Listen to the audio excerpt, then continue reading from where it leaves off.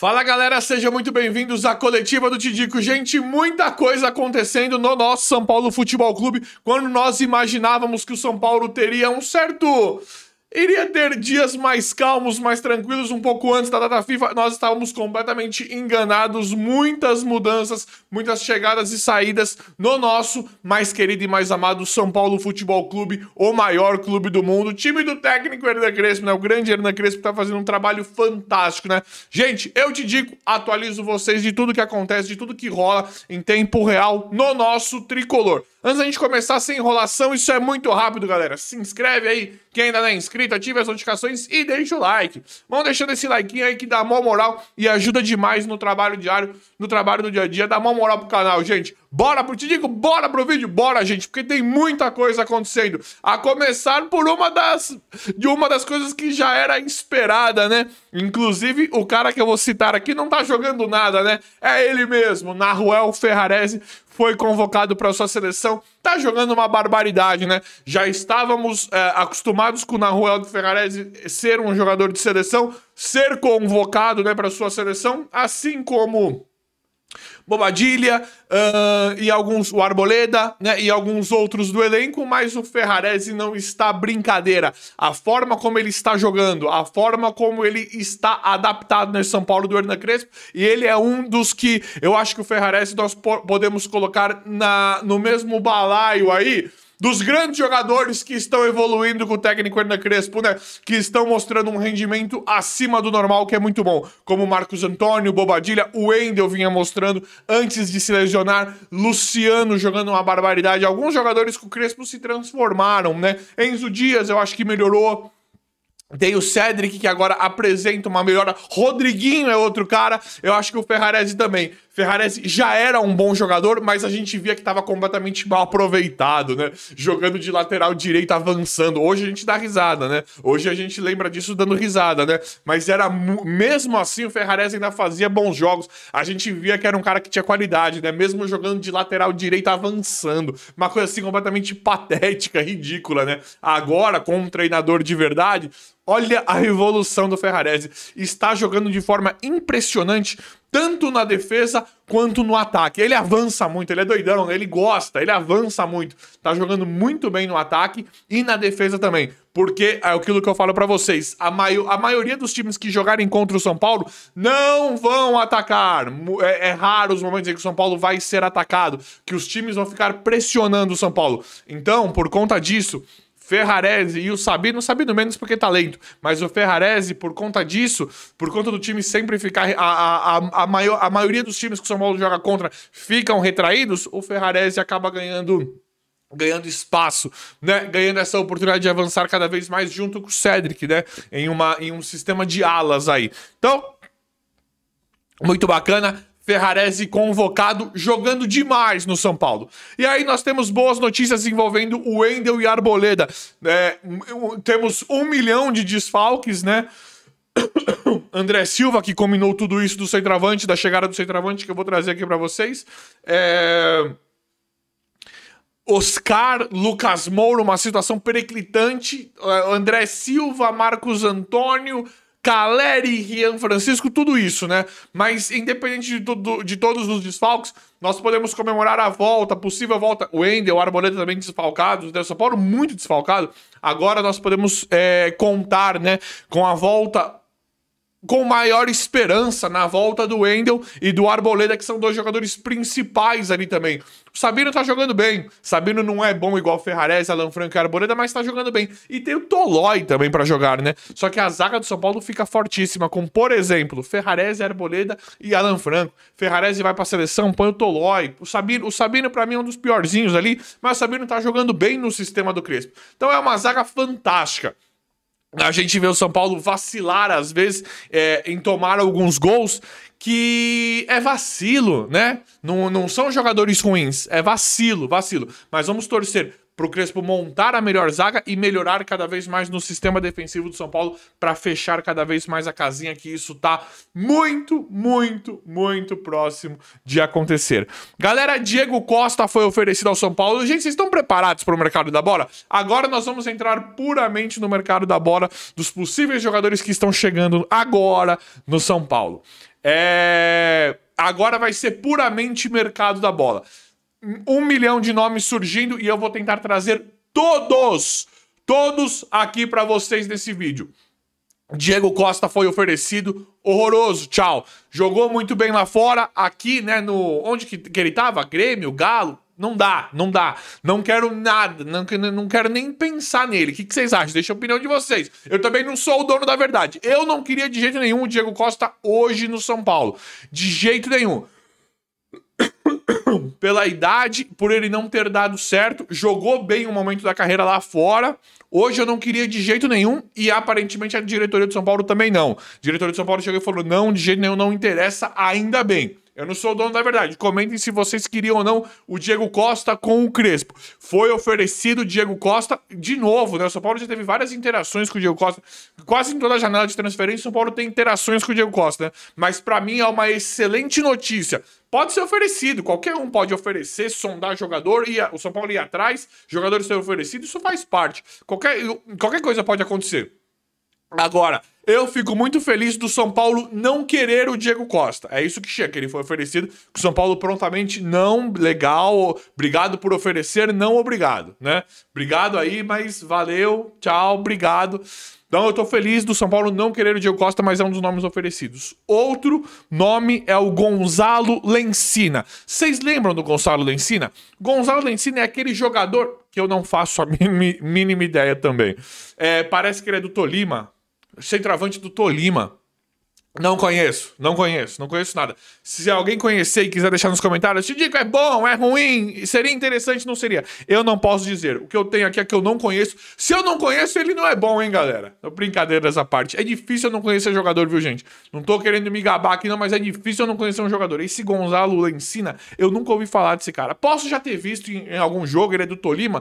Com certeza já ouvi em jogos jogos aqui sul-americanos, né? Mas confesso que eu não lembro. Então deixa nos comentários. O que nós estamos vendo é que o Gonzalo Lencina também foi oferecido, é oficial. O Diego Costa, esse Gonzalo Lencina foi oferecido de forma oficial e a diretoria... a diretoria do São Paulo prontamente não quis, né? É porque é o seguinte, São Paulo está trazendo centroavante agora, por conta da lesão do André Silva. Não vai trabalhar, a diretoria de São Paulo não vai trabalhar, né? Não vai deixar pro Crespo, Tapia e Dineno. Esses caras continuam no elenco, mas o São Paulo, quando soube da lesão do André Silva, que já tem reviravolta, fala que era cirúrgico, não é? É inacreditável, né? É uma coisa assim patética, assim, é inacreditável, né? Não chegar se é muito grave, se é tão... Não dá, eles não conseguem dar um diagnóstico. O São Paulo chegou num nível que não consegue dar mais um diagnóstico médico. É uma coisa inacreditável. No momento em que eu tô gravando esse vídeo, a lesão do André Silva é gravíssima, amanhã pode não ser. É uma coisa assim, não é possível. Não é possível que a medicina tá tão avançada, mas só pro São Paulo que não. Então, o São Paulo vai atrás de centroavante agora. 2 dos nomes oferecidos foi Diego Costa e Gonzalo Lencina, que a diretoria disse prontamente não, pelo que nós estamos vendo até aqui. Galera, outro jogador que foi oferecido de forma oficial foi o Lautaro Dias. Lautaro Dias, né, do Del Valle lá, que agora tá no Cruzeiro, tá abandonado no Cruzeiro, que o São Paulo já mostrou vários interesses para contratar esse cara e agora também não quer. Né? São Paulo já quis o Lautaro Dias, e eu queria, naquela época que ele fez aqueles gols na final, naquela época que ele... Antes dele chegar no Cruzeiro, eu também queria. Naquela época eu queria, hoje eu não quero mais. Já trouxemos o Dineno, o refúgio do Cruzeiro, não tá jogando, e ofereceram o Lautaro Dias. São Paulo aparentemente tá com um ótimo relacionamento com o Cruzeiro, mas vai ficar oferecendo refúgio? Não, obrigado. E aí o São Paulo aparentemente disse não pro Lautaro Dias. Isso pode mudar? Pode, mas o São Paulo disse não pro Lautaro Dias. Agora, hoje eu não queria. Tá? Deixa nos comentários. Gente, quem quiser, vai deixando a opinião de vocês no comentário referente a esses assuntos que são muito importantes do São Paulo, que estão acontecendo agora, são muito presentes e são muito importantes. A diretoria aparentemente também negou o Lautaro Dias, o que eu acho uma boa também. Só que o São Paulo acabou de pegar o Dineno e ia pegar o Lautaro Dias. Isso é palhaçada. São Paulo tem que ir pra cima do Gabigol. Tinha que chegar e falar, Lautaro Dias não. Pegamos o Dineno, nós queremos o Gabigol. Vamos fazer negócio pelo Gabigol. O que vocês acham, galera? Eu adoraria o Gabigol no São Paulo. podem me julgar, podem falar o que vocês quiserem. Eu gostaria do Gabigol, acho que agregaria demais. Por alguns motivos, é claro que se tratando de um contexto. O Gabigol, nós temos alguns momentos traumáticos, né? Pra mim, os pênaltis contra o Atlético Paranaense, acho que por conta da bagunça, foi meio que traumático pra mim. Se o Gabigol estivesse em campo, aquilo não acontece daquela forma. Primeiro, o Gabigol ele pode estar mal. Te digo que ele tá mal na carreira. Eu acho que o Gabigol ele tem tudo pra voltar. Detonava no Flamengo. Caiu um pouco, se lesionou, no Cruzeiro realmente não aconteceu. Eu acho que o Crespo seria um cara possível pra recuperar o Gabigol e pra mandar no Gabigol. Vamos falar, te digo que vai juntar Luciano e Gabigol no mesmo time? Eu acho que o Crespo é o cara pra... Quem manda aqui sou eu acho. Esse novo Crespo. Aquele Crespo da primeira passagem, eu acho que ele ainda estava muito novato. Esse Crespo de hoje, eu acho que ele não tem brincadeira. Pra esse tipo de coisa, não tem quem vai peitar o Crespo. Hoje é um outro Crespo. Então, eu acho que pra isso não seria problema. E o que eu gosto no Gabigol independente se ele tá bem ou mal na partida, ele não vai parar de provocar os caras, ele não vai parar de peitar, ele não vai se esconder do jogo. Ele pode estar horrível, errando chute, errando gol, ele não se esconde. Na hora de bater o pênalti, ele chama a responsabilidade. Eu gosto do perfil do Gabigol. Além de eu achar ele muito bom, a fase não é boa, mas eu acho que ele pode recuperar, ele é novo. O Gabigol tá com quantos anos? O Gabigol está com 28. Novo.